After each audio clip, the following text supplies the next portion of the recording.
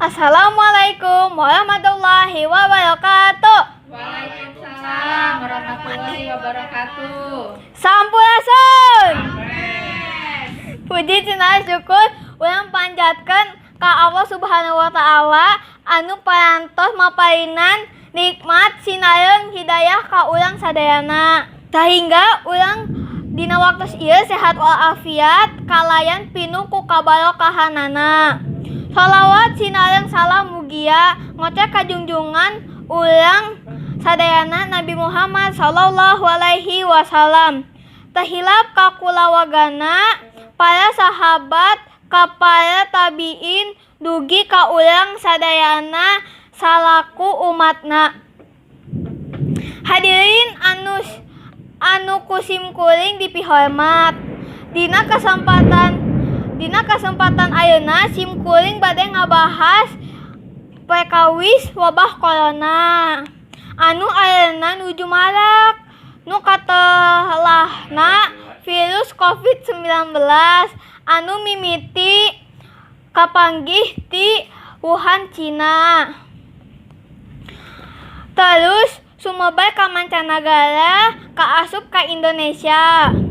Malah kiwari geus disebut-sebut dina kaayaan pandemi anu dina basa Sunda mah disebut usung sasalad. Hadirin anu simkuring dipihormat,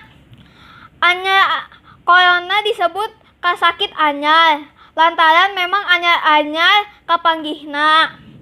Urang Sunda baheula mah percaya yeun kasakit teh asal muasalna tina hawa kotor jeung kadaharan.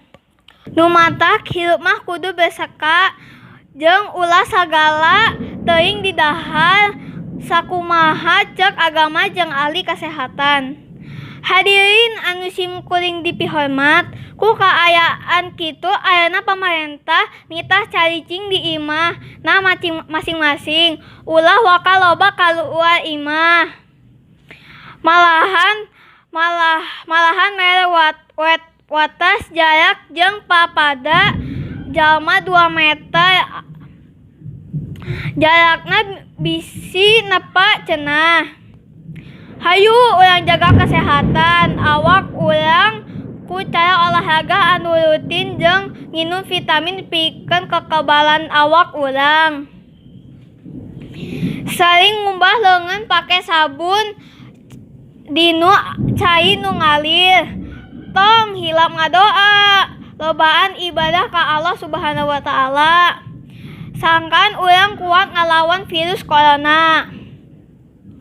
Hadirin kusim kuring dipihormat, mung sakitu anu tiasa didugikeun dina biantara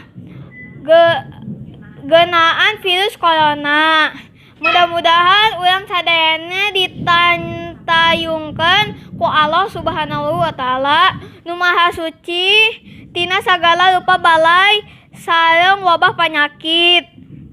Saninten buah saninten di parapatan.